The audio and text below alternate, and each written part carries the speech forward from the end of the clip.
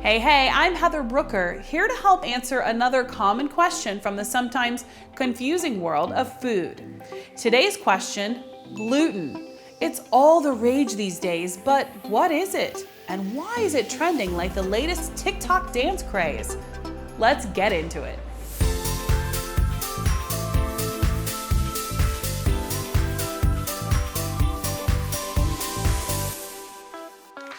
Gluten.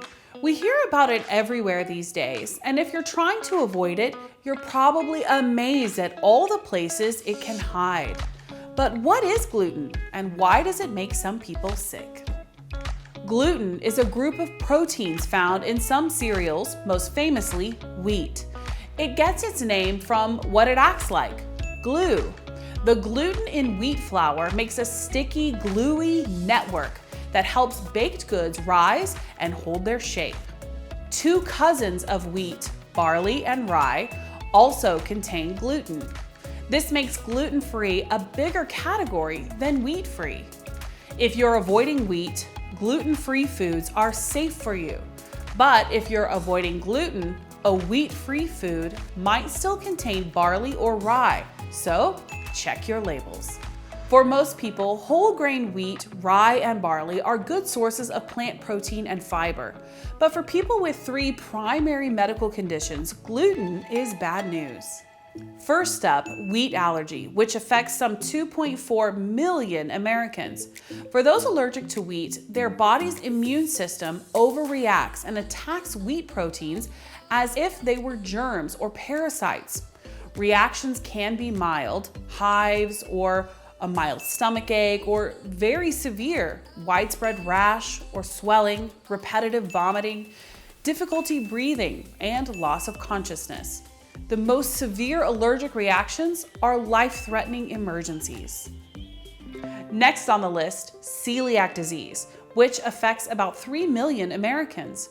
This is an autoimmune disease which can cause more than 200 symptoms throughout the body, or no symptoms at all. In celiac disease, gluten tricks the immune system into attacking the cells that line the small intestine and absorb nutrients from food. Over time, the damage can lead to lactose intolerance, anemia, osteoporosis, infertility, neurological disorders, and even some cancers. Celiac disease runs in families. It affects only people with certain genes, but most people who have those genes don't get sick. Last on the list is gluten intolerance, also known as non-celiac gluten sensitivity. This affects another 3 million or so Americans. Simply put, gluten intolerant people feel better when they avoid gluten. Food intolerances are said to involve digestion rather than the immune system, but gluten intolerance can impact both. Non-celiac gluten sensitivity has been linked to a weaker barrier in the gut lining and inflammation throughout the body, involving parts of the immune system that make us feel lousy when we have a cold. There's some debate whether the culprit is gluten or other parts of the grain. Gut symptoms include bloating, gas, diarrhea, constipation, and pain. Outside the gut, there's headaches, brain fog, pain, fatigue, mood disorder, and skin rash. Gluten intolerance isn't deadly, but it can be miserable. So what grains are gluten-free? If you're trying to sleuth out gluten, there are so many other cereal options on store shelves. Rice and corn for starters. Also millet, sorghum, and teff. Other gluten-free seeds include buckwheat, which has nothing to do with wheat, amaranth, and everyone's favorite unpronounceable superfood, quinoa.